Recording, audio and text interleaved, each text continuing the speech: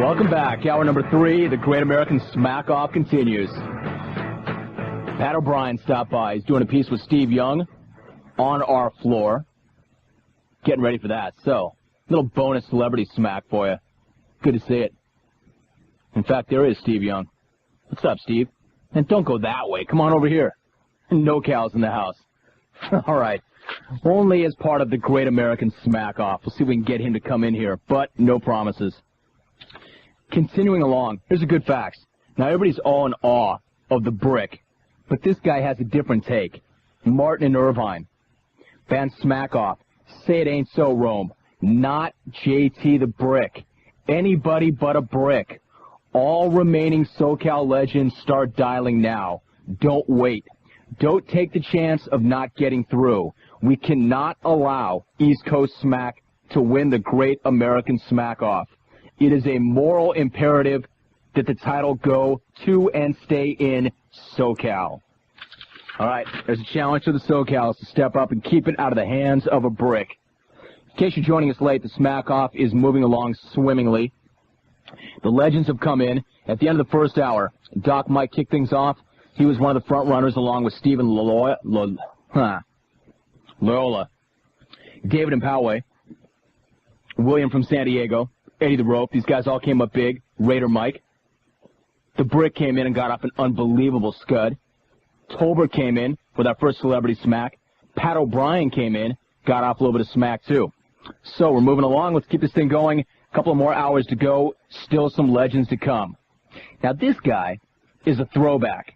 You may remember this guy as part of the Jungle in the midday in SoCal. He used to call from Camp Pendleton. He moved to Georgia. He called from there. We haven't heard from him. But I figured if there's going to be a Great American Smack-Off, we had to check in and bring back Daryl. Daryl, welcome back. Great to have you on the Smack-Off. Rome, the Richter scale is shaking at a 10.0, knocking down the power lines all the way from sweet old Georgia, baby. Romy, my homie, it is always a pleasure to be back in the jungle one more time. Hey, Rome, I want to talk a little baseball. The strike is over, the big dogs are back, and it's time to get it on. This year, make no doubt about it, Rome, the Braves are going to walk the dog, and we're going to kick the cat, baby, all the way to the Fall Classic. We have by far the best pitching staff in the majors, and with the addition of Marquise Trisham and Chipper, all you will see is 45,000 screaming rednecks doing the Tommy Hawk chop, and baby, oh, how sweet it's going to be. Hey, Romy, make no doubt about it, I miss the jungle with a passion. As a matter of fact, I'll trade in my old lady. I'll trade in my old lady to hear 4 hours of pure 100% band smack every day. But, Rome, before I beat off the line, I want to say one thing. You and the Bulldog and everybody else, y'all take care. And SoCal, hey, baby, the nightmare has become reality. Wake up and understand one thing. You can take the man out of the jungle, but you'll never take the jungle out of the man. I am back, and I am definitely the king of smack. Good night now. Now, see why I brought that guy back? Pretty much to the point, like Wall here had never been exposed to Daryl in Georgia. You see, that's why I brought that guy back. I trade my old lady for 4 hours of unadulterated smack. Jeez, Daryl, man. Your accent is thicker now than it was the last time you called Daryl. Outstanding. That's a good jungle blast during the Great American Smack-Off. Back to it. Now, here's a guy. This guy was too proud to get sucked up. Could not RSVP. But because this guy has been with us literally since day one, with some of the greatest blasts ever, I knew he'd come through. In Pacific Beach, he's a SoCal Adam. Great to have you in the jungle.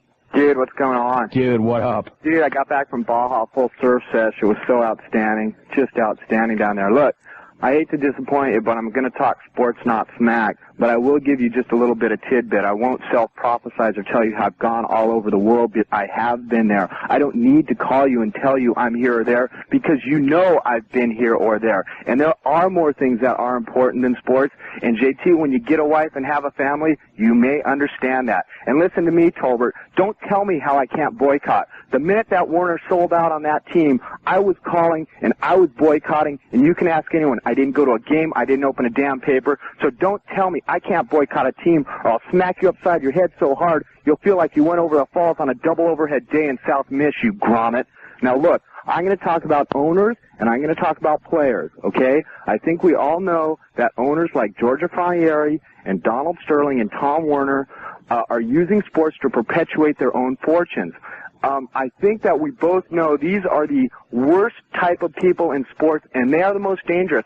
I don't really know why they're doing it. My only ideas are that they didn't grow up like you and me and other kids that like sports. When I was growing up, I was in the cul-de-sac playing football with my buddies. I was out on the golf course playing football and getting in trouble, or I was playing wiffle ball in the backyard, or putting water in the garage and smacking a puck across it, okay? These were the type of people, when they were growing up, they were taking violin lessons.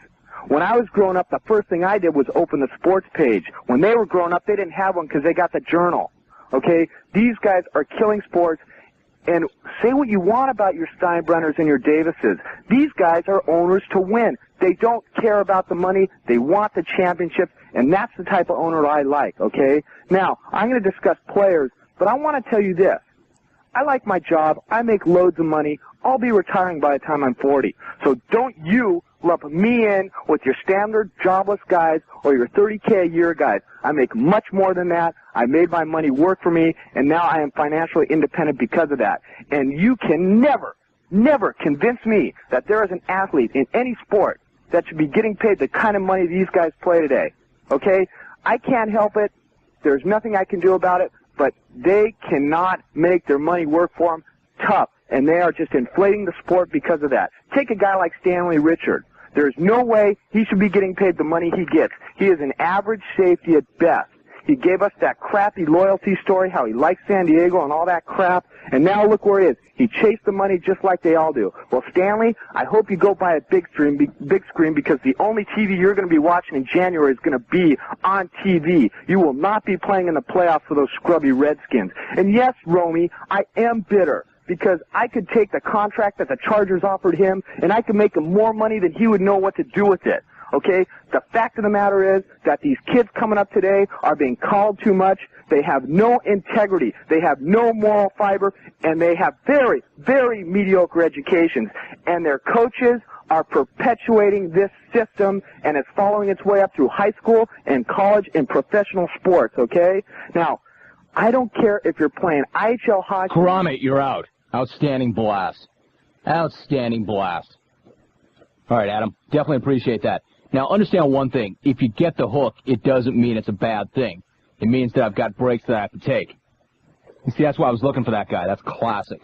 Good, smart smack. And it wasn't even about smack. I think that's a great phone call. Adam, good to have you in the jungle. Thank you. All right, if you're scoring at home, keep your faxes coming. The fax number is 800-470-SMACK. If you want to vote for somebody, if you want to analyze what's taken place so far, go ahead and do that. If you want to get off a scud on something else, maybe you do want to talk sports today, that's okay also. But keep the faxes coming. We will keep the phone calls coming. Still to come, more of the same. Legends, you can get in. 800-776-1690. Had Pat O'Brien in earlier. Steve Young is wandering around somewhere here. And we're just banging right along. I think this is going along beautifully. When we come back, a chowd. We have a brick that got off a scud. We have plenty of SoCals, a chowd coming up out of the break. And the brother of Doc Mike DeTola, Esquire DeTola, also will get off his shot. This is the Great American Smack Off on an epic Friday. Great to have you here. Vegas, Albuquerque, Denver, take notes. We want to hear from you next week. Don't forget, brand new affiliate comes into the jungle on Monday. Rochester, New York. We have an East Coast affiliate. It will be sweet. Break time. We'll come back with more. I'm Jim Rome. This is The Jungle, and you are dialed into the Noble Sports Radio Network.